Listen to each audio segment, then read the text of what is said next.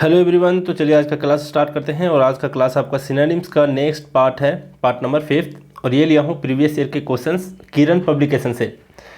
और ये क्या है इसके बारे में मैं लास्ट में बताऊंगा। और आज फिर से मैं बता दूं कि आज के क्लास में भी मैं कल की तरह क्वेश्चन पूछूंगा, आपको जवाब देने हैं और नेक्स्ट क्लास में मैं उसका आंसर बताऊँगा। और ये जो मेरे क्वेश्चन पूछने के जो तरीके हैं ना, वो बहुत इम्पोर्टेंट हैं। क्यों? क्योंकि इसी तरीके से ऑप्शन को भी सेट किया जाता है। आप देख भी रहे होगे, पिछले क्लास में आप देखे होगे, जितने भी क्लास अभी तक ले चुका हूँ सिनोनिम्स में, उसके ऑप्शन किस तरीके से सेट किए जाते हैं ताकि आप कंफ्यूज हो जाओ एग्जाम में जा करके। कुछ ऐसे क्वेश्चंस को लिए जाते हैं, सारे क्वेश्चन इजी लेवल के तो होते नहीं, तो उसी के बेस पर मैं क्वेश्चन भी आपसे पूछता हूँ। और बीच बीच में मैं जो एक्स्ट्रा वर्ड बताता हूँ, खास करके कन्फ्यूजिंग वाले वर्ड्स, सिमिलर साउंड करते हुए वर्ड, वो बहुत ज़्यादा इंपॉर्टेंट होता है। अब ज़रा बात करते हैं कि पिछले क्लास में जो भी मैं बताया हूँ उसके मतलब जो क्वेश्चन पूछा था, है ना, उसका मैं आंसर बता देता हूँ। देखो कौन कौन से वर्ड थे। पहला वर्ड था क्या? रैपिड। रैपिड एक वर्ड था, ये तो मैं बता दिया था। इससे रिलेटेड पूछा था कन्फ्यूजिंग वर्ड जो होता है वैपिड, कि क्या होता है इसका मीनिंग। सिमिलर साउंड करता हुआ है, तो वैपिड का मतलब होता क्या है ये मैं आपको बता दूं। वैपिड का मतलब होता है बोरिंग। बोरिंग समझ रहे हो, मतलब डल, बिल्कुल डल। तो इसको कह सकते हो डल और फिर बोरिंग बिल्कुल ही। और फिर हिंदी में कह सकते हो नीरस, है ना, मतलब जिसमें कोई मज़ा ना आए, तो उसको बोलते हैं वैपिड। नेक्स्ट वर्ड था आपके लिए अडोर्न। अडोर्न, है ना, अडोर्न वर्ड था। ये तो मैं बता दिया था कि इसका मतलब होता है क्या? सजाना किसी को, है ना, सुंदरता बढ़ाना। इससे रिलेटेड पूछा था अडोर, कि अडोर का क्या मीनिंग होता है ये बता दो। तो अडोर का मीनिंग होता है, इसको कह सकते हो कि किसी से बहुत ज़्यादा लगाव होना, लाड़ प्यार करना, किसी को बहुत ज़्यादा प्रेम करना, सम्मान देना, बहुत ज़्यादा सम्मान देना, वो कहलाता है अडोर। किसी के कार्य को भी अगर आप सम्मान देना चाहते हो तो कहते हो कि मैं उसके काम को अडोर करता हूँ। और फिर किसी व्यक्ति से बहुत ज़्यादा लगाव है, मान लिया जाए आपके फैमिली के कोई डॉक्टर हैं और वो डॉक्टर आप लोगों की देख रेख हमेशा करते हैं, हर एक मुसीबत में आपका साथ निभाते हैं, तो क्या करते हो, उस डॉक्टर से आप प्रेम करते हो बहुत ज़्यादा, तो उस सिचुएशन में भी आप उसको कह सकते हो कि अडोर करते हो, है ना। थर्ड वर्ड क्या था? थर्ड वर्ड सैवेज करके था ना। Third word ravages. रैवेज तो मैं बता दिया था पिछले क्लास में। रैवेज का मीनिंग बताया था क्या, कि इसका मतलब होता है बर्बाद कर देना किसी को। लेकिन इसी से कंफ्यूज करता हुआ एक वर्ड था सैवेज, जिसका मीनिंग मैं आपसे पूछा था, है ना। तो सैवेज का क्या अर्थ होता है? सैवेज का अर्थ होता है आपका, कह सकते हो इसको असभ्य, है ना, असभ्य, गंवार लोग, मतलब तो फिर खूंखार लोग, जंगली टाइप के लोग को कहते हैं सैवेज, है ना। तो इसका मतलब असभ्य होता है, खूंखार होता है, जंगली होता है, ये सब सैवेज का मीनिंग, ठीक है। और कुछ फुल फॉर्म भी पूछा था, जिसमें फिडेलिटी एक वर्ड है जो आता है। तो कौन कौन से पूछा था देख लो, ये सारे नोट कर सकते हो आप अगर नोट्स बना रहे हो तो। थर्ड वर्ड में देखता हूँ, है ना, क्या पूछा था? वाईफाई का फुल फॉर्म, फोर्थ वर्ड है ना, वाईफाई। तो वाईफाई का फुल फॉर्म क्या होता है? इसका मतलब होता है वायरलेस, वायरलेस फिडेलिटी, जिसमें क्या होता है, इसमें भी फिडेलिटी वर्ड आया हुआ है, जिसका मतलब होता है विश्वास, है ना। और वो जो चीज़ें वायरलेस होती हैं और जो वाईफाई आप लोग यूज़ करते हो उसी को कहते हैं, और काफ़ी विश्वास किया जा सकता है उसको, इसलिए उसका नाम पड़ा है वायरलेस फिडेलिटी। इसी तरीके से हाई फाई का मीनिंग पूछा था, हाई फाई। तो हाई फाई में भी एफ आई आया है, इसका भी जो फुल फॉर्म होता है वो होता है हाई फिडेलिटी। हाई फिडेलिटी मतलब जिस पर बहुत ज़्यादा विश्वास किया जा सके, हाई फिडेलिटी, ठीक है। तो ये चीज़ याद रखना। और चलिए आज का क्लास हम लोग स्टार्ट कर देते हैं। और फर्स्ट वर्ड क्या है आज का देख लो। एक वर्ड है यहाँ पर एल्यूड। क्या अर्थ होता है एल्यूड का, इस पर ज़रा चर्चा करते हैं हम लोग। तो एल्यूड का अर्थ होता है कि किसी को धोखा दे करके वहाँ से भाग निकलना, है ना, निकल जाना, तो एल्यूड कहलाता है। आप फिर कह सकते हो कि चालाकी से बच निकलना, ये भी कहलाता है एल्यूड। अब यहाँ पर क्या है देखते हैं किसका क्या मीनिंग होता है।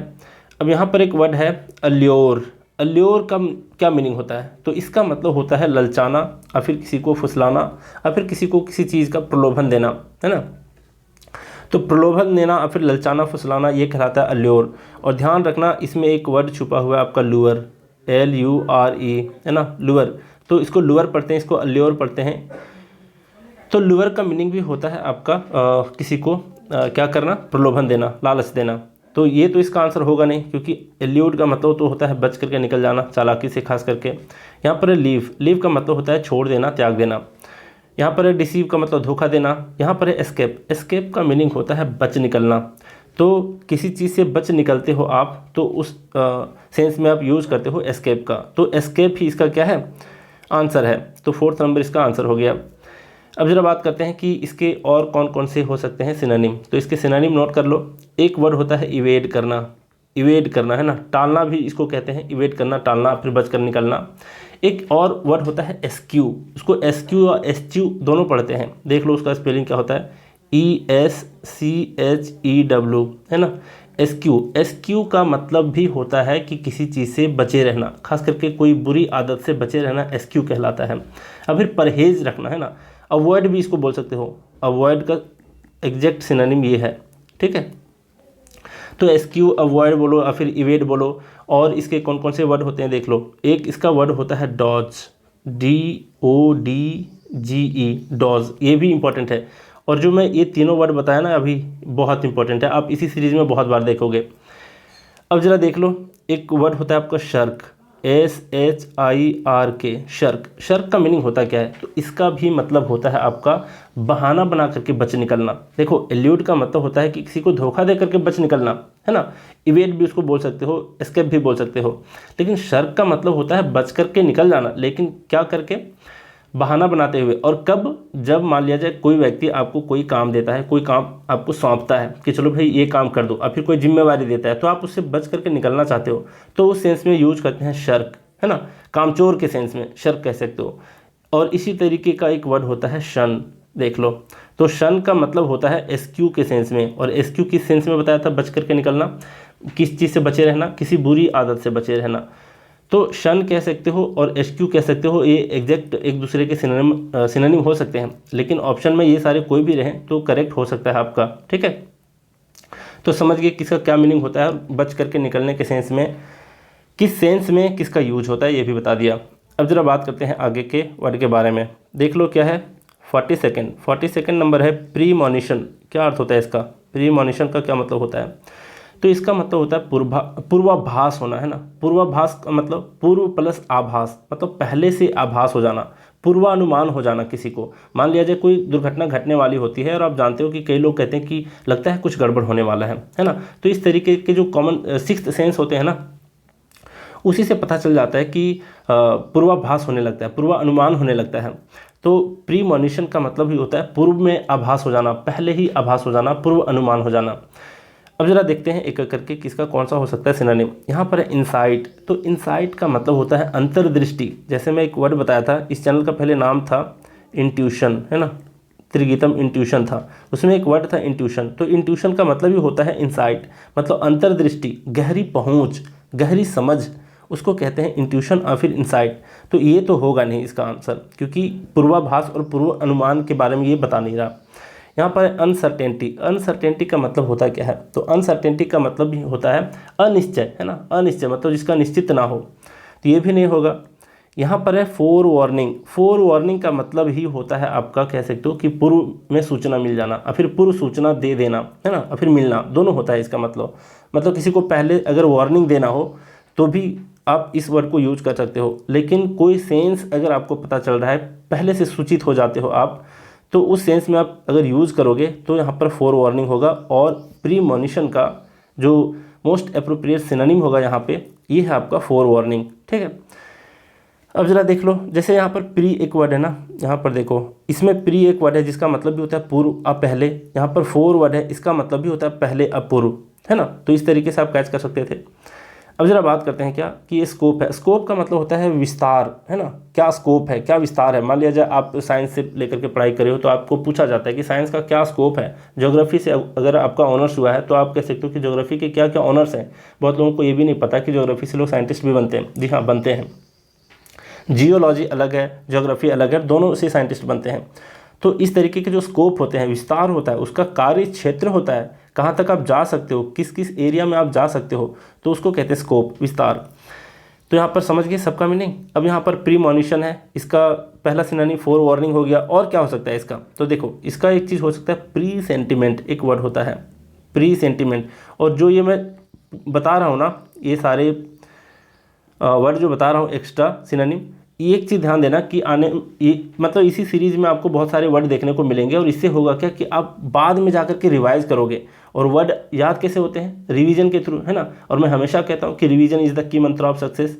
तो पढ़ाई के दरमियान भी मेरा कर्तव्य है कि मैं आपका रिवीजन कराते चलूँ, और लास्ट में तो आप रिवीजन करोगे ही, है ना। और कोई भी वीडियो को एक बार देख लिए तो ऐसा तो होता नहीं कि वर्ड जल्दी याद होते हैं, वर्ड ज़्यादातर सुनने से याद होते हैं, और अगर उसका आप यूज़ कर पाओ कहीं राइटिंग में तो बहुत अच्छी बात है।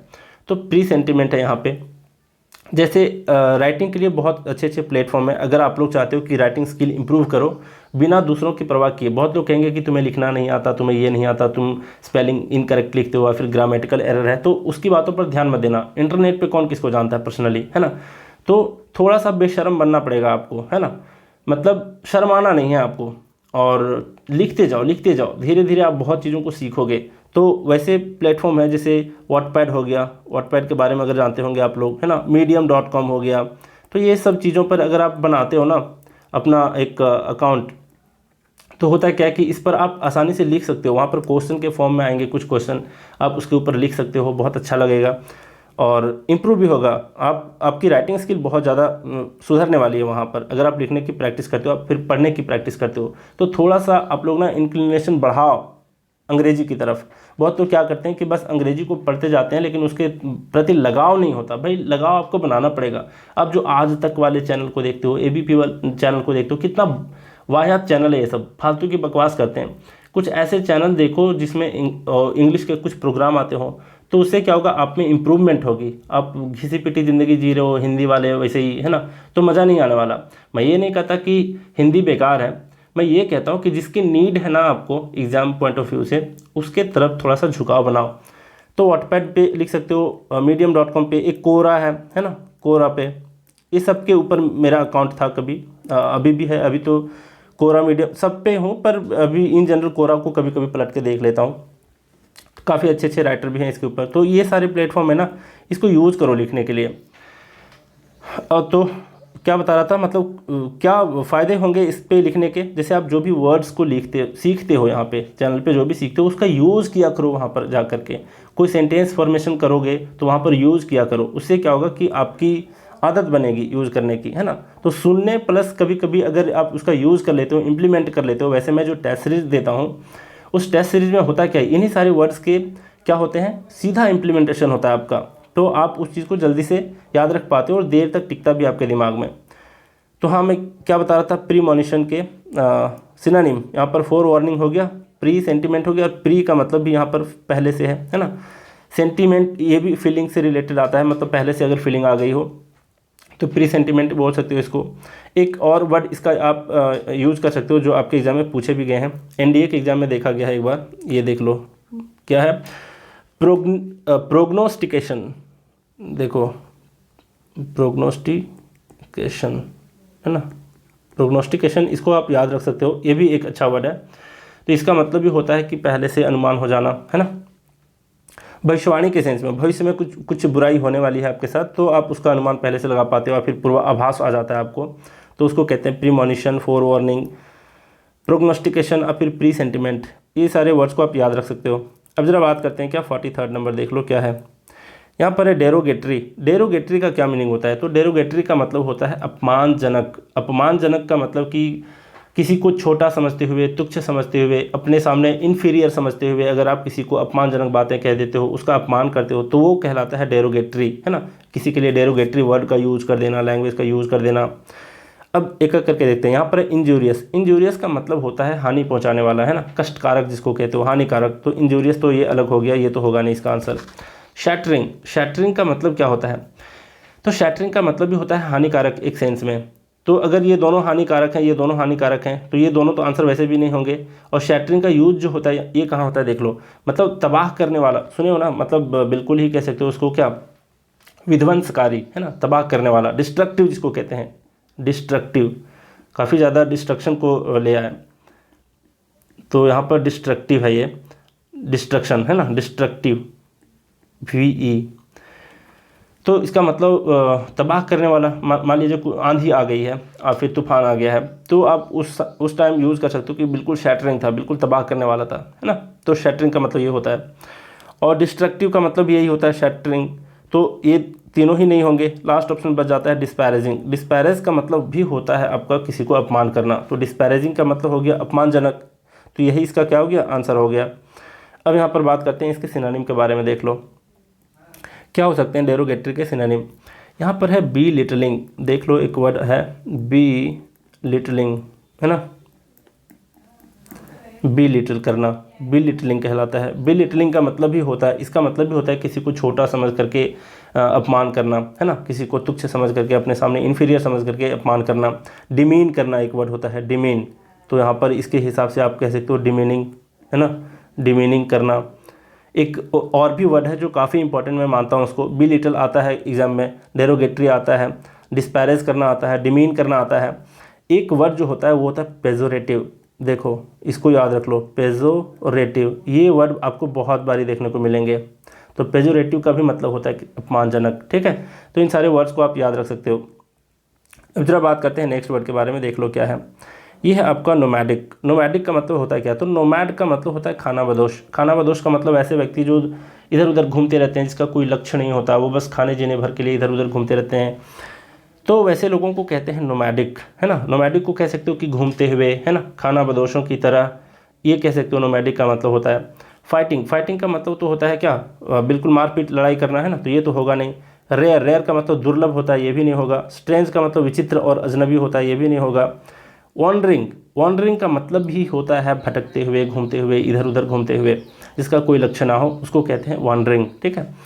तो नोमैडिक का यही आपका क्या है, आंसर है वॉन्डरिंग। ये वंडरिंग नहीं है, देख लो ये वॉन्डरिंग है, ये वाला वंडर करना नहीं है। ये वंडरिंग का मतलब क्या, बिल्कुल ही हतप्रभ हो जाना, आश्चर्यजनक वाली बातों को कहते हैं वंडर करना, है ना। तो ये वाला नहीं, यहाँ पर वो के जगह पर ये है, तो वॉन्डरिंग को ध्यान में रखना। अब जरा बात करते हैं इसके सिनोनिम के ऊपर, देख लो क्या हो सकता है। नोमैडिक का क्या मतलब हो सकता है, तो एक वर्ड होता है आपका वे फेयरिंग। वे फेयरिंग, वे फेयरिंग का मतलब भी होता है क्या, नोमैडिक, है ना, खानाबदोशों की तरह इधर उधर घूमते हुए। अब खानाबदोश की बात आई है तो दो वर्ड और भी याद रख लेना। वैगाबॉन्ड एक वर्ड होता है, ये भी वर्ड आपको मिलने वाला है इसी सीरीज़ में बहुत बार, वैगाबॉन्ड। और एक वर्ड होता है वैगरेंट, शायद एक क्वेश्चन के रूप में और एक ऑप्शन के रूप में मिल जाए कहीं आपको। तो वैगाबॉन्ड और वैग्रेंट, ये जो दोनों वर्ड हैं, ये नोमैडिक के क्या है, सिनोनिम है। वे फेयरिंग कह सकते हो, वॉन्डरिंग कह सकते हो। आगे देखो नेक्स्ट वर्ड है आपका क्या, रेस्टिव। देख लो यहाँ पर रेस्टिव है, काफ़ी ज़्यादा कंफ्यूजिंग वाला वर्ड है। रेस्टिव में रेस्ट वर्ड आपको छुपा हुआ नज़र आ रहा है, आपको लग रहा होगा कि रेस्ट से संबंधित होगा, लेकिन ऐसा बिल्कुल है नहीं, जस्ट उसका उल्टा है।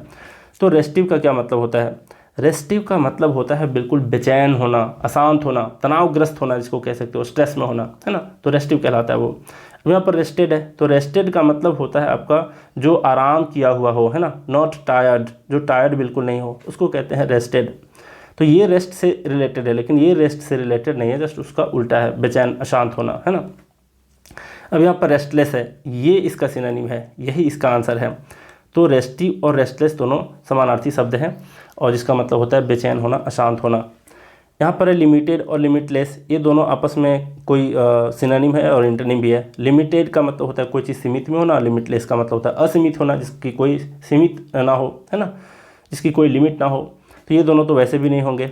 अब ज़रा बात करते हैं रेस्टिव के कुछ सिनोनिम के बारे में। तो देखो एक वर्ड होता है एंक्सियस, एंक्सियस, है ना, एंजायस भी बोलते हैं इसको, एंक्सियस भी बोलते हैं। एंक्सियस, एंक्सियस का मतलब होता क्या है आपका, बिल्कुल बेचैन होना। और एक वर्ड इसी तरीके से होता है इम्पैशेंट, इम्पेशेंट, देख लो इम्पेशेंट, TIENT, इम्पेशेंट, इसका मतलब भी होता है बेचैन होना, अशांत होना। तो रेस्टिव को याद रखना, रेस्टिव, एंक्सियस, इम्पेशेंट और आपका रेस्टलेस, ठीक है। अब जरा आगे बात करते हैं। नेक्स्ट है आपका क्या, नेक्स्ट है आपका एरोनियसली। एरोनियसली का क्या अर्थ होता है, तो एरोनियसली का अर्थ होता है कोई चीज़ गलती से हो जाना, है ना, गलती से, इसका मतलब सिंपली होता है गलती से। तो गलती से दिख रहा है कहीं पर आपको कोई वर्ड, जी हाँ दिख रहा है, रॉन्गली, है ना, गलती से, तो यही इसका क्या हो गया, आंसर हो गया।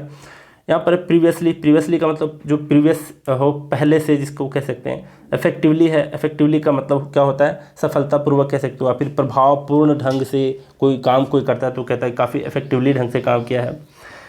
यहाँ पर एविडेंटली का मतलब स्पष्ट रूप से, इफेक्टिवली का मतलब क्या, बिल्कुल ही प्रभावित तरीके से, प्रभावपूर्ण ढंग से।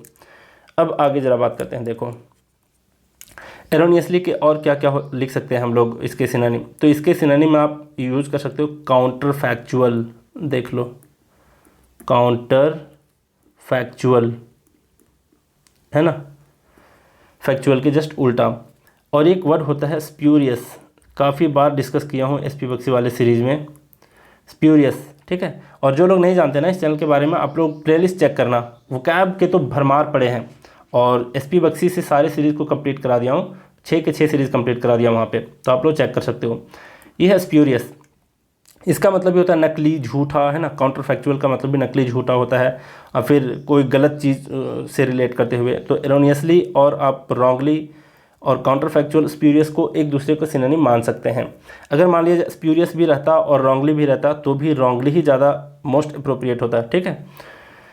अब जरा बात करते हैं 47वें नंबर की। यहाँ पर है एस्ट्रेंज्ड, ये स्ट्रेंज वाला नहीं है, है ना, ये एस्ट्रेंज है, ठीक। ई को हटा के मत सोचना है इसको। तो एस्ट्रेंज का मतलब होता है क्या है, एस्ट्रेंज काफ़ी बार पूछे गए हैं, यकीन मानो आप लोग देखोगे इस सीरीज में बहुत बार पूछे गए हैं। एस्ट्रेंज्ड का मतलब होता है किसी से अलग हो जाना, खास करके जब पति पत्नी आपस में अलग हो जाते हैं ना, तो उस टाइम यूज़ करते हैं एस्ट्रेंज्ड वर्ड को, ठीक है। तो यहाँ पर आपको अलग होने के सेंस में कोई वर्ड दिख रहा है, जी हाँ, सेपरेटेड, तो इसका आंसर सेपरेटेड हो गया, जिसका मतलब होता है अलग होना। अब यहाँ पर जेलस है, जेलस का मतलब किसी से जलन होना, ईर्ष्या होना, है ना। और यहाँ पर है एंग्री का मतलब क्या होता है, गुस्सा होता है, जानते हो आप लोग। और सस्पिशियस का मतलब भी होता है शक्की, है ना, संदेहास्पद होना। अब जरा बात करते हैं स्ट्रेंज्ड के कौन से हो सकते हैं सिनोनिम। तो एक और भी बहुत ही इंपॉर्टेंट वर्ड है जो काफ़ी बार पूछा गया है, एलियनेटेड। यहाँ पर देखो एलियनेटेड, ठीक है। एलियनेटेड का मतलब भी होता है आपका किसी से बिछड़ा हो जाना, है ना, अलग हो जाना, मतलब झगड़े उगड़े करके ये हो जाना, बिछड़ जाना किसी से। एक और वर्ड होता है डिसग्रंटल्ड, याद रखोगे, डिसग्रंटल्ड,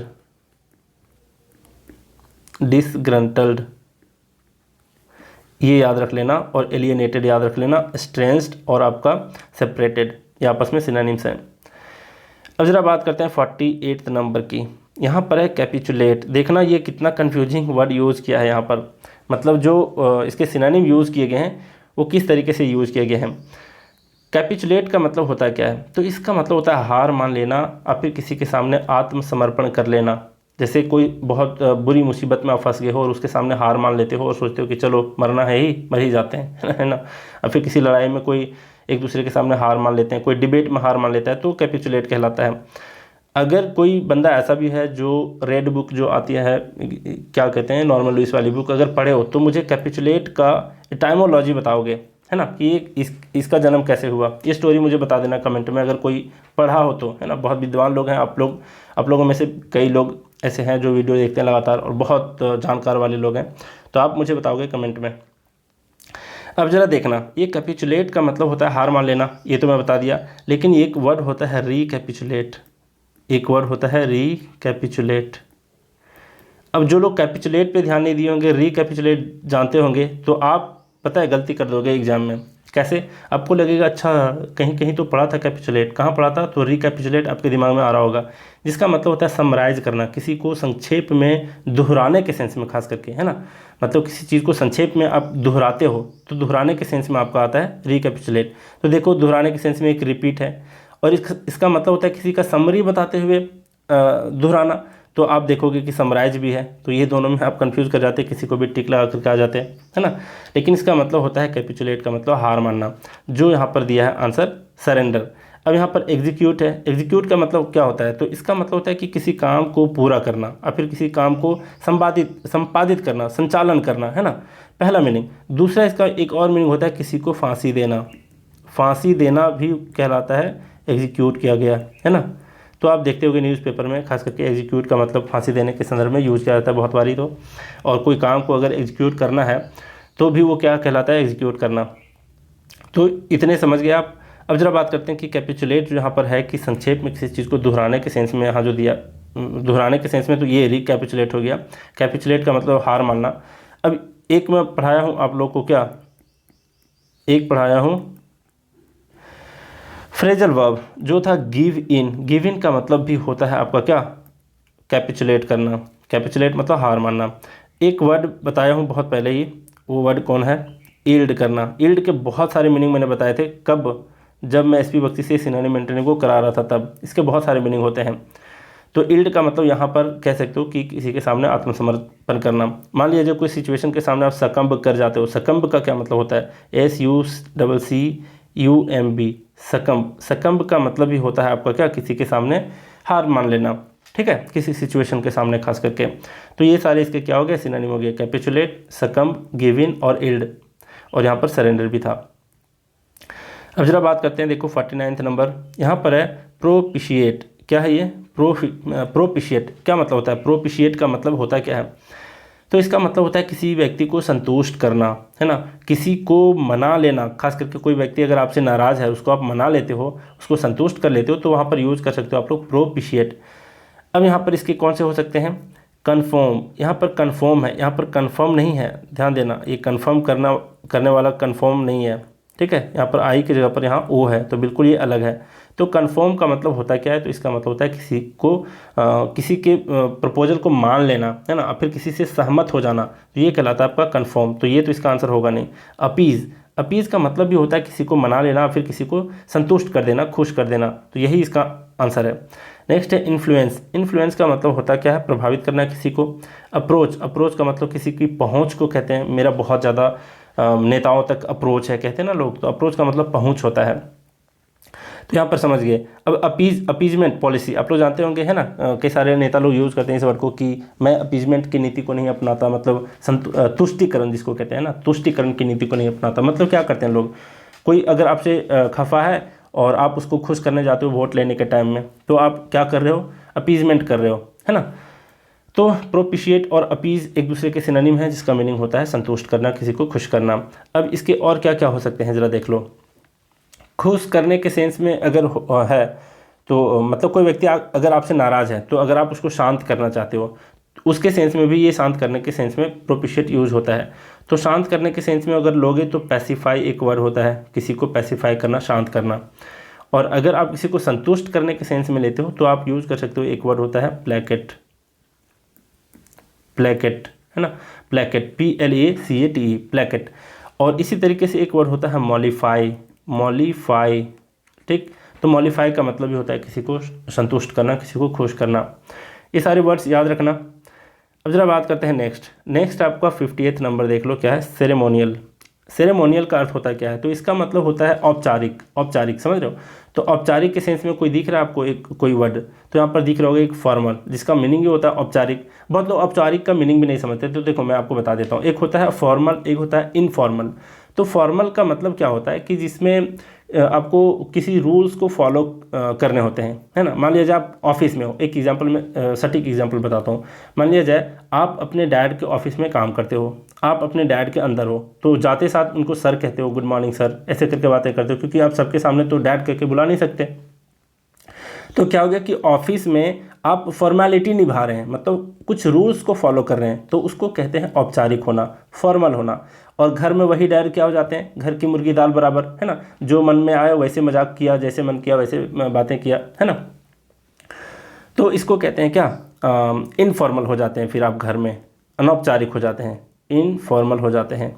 तो फॉर्मल और इनफॉर्मल के बीच आप अंतर समझ गए। तो सेरेमोनियल का मतलब भी होता है क्या आपका, इसका मतलब भी होता है, सेकेंड कॉल आ रहा है, तो सेरेमोनियल का मतलब भी होता है औपचारिक। मतलब यहाँ पर क्या है, फॉर्मल से कैसे रिलेट करेंगे इसको देखना। फॉर्मल में क्या होता है, सेरेमोनियल में क्या होता है कि आप किसी नियम को, किसी प्रथा को, किसी रीति रिवाज के कुछ नियमों को फॉलो करते हुए अगर आप कोई अनुष्ठान करते हैं, पूजा पाठ करते हैं, कोई सेरेमनी करते हैं, है ना, तो उसको कहते हैं सेरेमोनियल। तो उसमें क्या होता है कि आप किसी खास नियम को फॉलो करते हैं, रूल को फॉलो करते हैं, और फॉर्मल होने में भी आप क्या करते हैं, किसी रूल को फॉलो करते हैं। तो इसलिए सेरेमोनियल और फॉर्मल एक दूसरे के सिनोनिम्स हो गए। मुझे उम्मीद है कि आप लोग सेंस को पकड़ते हुए आसानी से समझ गई होगी इस वर्ड को कि आखिर फॉर्मल क्यों है इसका, है ना। वैसे सेरेमोनियल का मतलब भी होता है अनुष्ठान करना, सेरेमनी मनाना, है ना, लेकिन किसी खास नियम को फॉलो करते हुए आप इन दोनों में करते हो, सेरेमोनियल में और फॉर्मल में भी, है ना। तो इस तरीके से एक दूसरे के क्या हो गए, सिनोनिम्स हो गए। अब यहाँ पर बात करते हैं रिलीजियस। रिलीजियस का मतलब होता है धार्मिक। तो धार्मिक ये होगा नहीं वैसे, है ना, कोई जरूरी नहीं कि धार्मिक में आप हर एक नियम को फॉलो करते हो। सो अब यहाँ देख लो, ये है ऑफिशियल। ऑफिशियल का मतलब होता है क्या, अधिकारी से संबंधित, या फिर कह सकते हो ऑफिसर से संबंधित, ऑफिस से संबंधित। तो ये भी नहीं होगा। यहाँ पर है पॉम्पस। पॉम्पस का मतलब होता है आडंबर करना, मतलब दिखावा करना, शो ऑफ करना। लेकिन किस चीज़ का शो ऑफ करना पता है, खास करके पावर और पैसे के जब लोग शो ऑफ करते हैं तो उस टाइम कहा जाता है पॉम्पस करना, बिल्कुल दिखावा करना, है ना। अब यहाँ पर देख लो सेरेमोनियल के और क्या क्या हो सकते हैं एग्जैक्ट जो आपको कह सकते हो इसके सिनोनिम्स। तो एक होता है रिचुअल, है ना। रिचुअल का मतलब क्या होता है, यही होता है सेरेमोनियल, मतलब खास करके रिचुअल का मतलब आप प्रथा बोल सकते हो, है ना, किसी विधि विधान की को क्या करते हो, फॉलो करते हो, तो रिचुअल कहलाता है वो। अब यहाँ पर क्या है, डेकोरम एक वर्ड होता है, डेकोरम, है ना, डेकोरम होता है। तो डेकोरम का मतलब भी होता है आप किसी रूल्स को फॉलो करते हुए, किसी संस्था के रूल को फॉलो करते हुए वहाँ उसको पालन करते हो तो कहलाता है डेकोरम। और फिर होता है प्रोटोकॉल। प्रोटोकॉल भी आप लोग सुने होंगे, किसी चीज़ का खास प्रोटोकॉल होता है, नियम होता है, उसका उल्लंघन नहीं किया जाता इन जनरल। तो प्रोटोकॉल, डेकोरम, रिचुअल, सेरेमोनियल और फॉर्मल एक दूसरे के सिनोनिम्स हो सकते हैं। अब ज़रा बात करते हैं, देख लो सारे वर्ड्स तो मैंने बता दिए, है ना। तो पिछले क्लास की तरह ही मैं कुछ आज क्वेश्चन पूछ लेता हूँ आप लोगों से, जो भी 4-5 क्वेश्चन यहाँ से निकल करके आएंगे, खास करके कन्फ्यूजिंग वर्ड्स। तो ज़रा देख लो यहाँ पर क्या है, एक एक करके देखते हैं। यहाँ पर एक वर्ड है एल्यूड, ठीक है। तो एल्यूड का मीनिंग तो मैंने बता दिया। अब आप एग्जाम में कंफ्यूज करोगे किस वर्ड से, पता है, अल्यूड से। अल्यूड से कंफ्यूज करोगे और यहाँ एल्यूड दे रखा है। थोड़ी सी एक्टिविटी आप लोग बढ़ाओ और कमेंट में लिखो, कभी नहीं भूलोगे इस वर्ड को अगर आपने एक बार ही लिख दिया तो अल्यूड, अल्यूड को लिखो कि क्या इसका मीनिंग होता है। तो फर्स्ट क्वेश्चन ये हो गया आपका। इधर अल्योर था तो लुअर का मीनिंग भी बता दिया कि अल्योर और लुअर का दोनों का सेम मीनिंग होता है, ऑलमोस्ट सेम ही होते हैं। तो एल्यूड का पहला मैं कन्फ्यूजिंग बताया, अल्यूड बताने हैं। नेक्स्ट देख लो, नेक्स्ट क्या हो सकते हैं। नेक्स्ट यहाँ पर क्या है, यहाँ पर कोई वैसा स्ट्रेंज था तो स्ट्रेंज्ड वर्ड आ चुका था तो वो दिक्कत नहीं है। यहाँ भी कन्फ्यूजिंग वाला काफ़ी कुछ सीखे आप लोग 45वें नंबर में। यहाँ पर क्या हो सकता है, और स्ट्रेंज्ड ये भी हो गया है। अब ज़रा बात करते हैं, देखो कैपिचुलेट है एक वर्ड। कैपिचुलेट में रिकैपिचुलेट बताया जिससे आपको कन्फ्यूज नहीं करना था, तो वो तो मैं अपनी तरफ से बता दिया। एक सिमिलर साउंड करता हुआ एक वर्ड होता है कैप्टिवेट, कैप्टिवेट, ठीक। तो इसका भी मीनिंग हम बता दो मुझे कमेंट में। तो ये सेकंड क्वेश्चन आपके लिए, ठीक है। तो कैप्टिवेट का क्या मीनिंग होता है। अब ज़रा देख लो और कौन से वर्ड हो सकते हैं।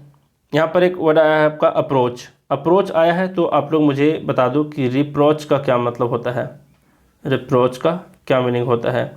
यहाँ पर है REPROACH, रिप्रोच का क्या अर्थ होता है ये भी आप लोग बता दो। तो यहाँ पर ये थर्ड क्वेश्चन है। तो बस 3 क्वेश्चन आप लोग बता दो मुझे, ठीक है। तो 3 क्वेश्चंस की मीनिंग बता दो कमेंट में। और वैसे मैं कल भी बताऊंगा इसके आंसर, लेकिन आप लोग कोशिश करो कि कुछ कुछ एक्टिविटी बढ़ाओ, खोजने की प्रवृत्ति जगाओ अपने अंदर। ऐसा ना हो कि आप लोग बिल्कुल ही इडल बैठे हो घर में, बिल्कुल कोई मतलब पेन चल ही नहीं रहा, दिमाग चल ही नहीं रहा, पूरे वीडियो के ऊपर डिपेंडेंट हो, तो आपके लिए ये बुरा साबित हो सकता है ना। तो चलिए बहुत कुछ सीखे आज, तो आज का क्लास हम लोग यही रैप अप करते हैं। Thank you very much.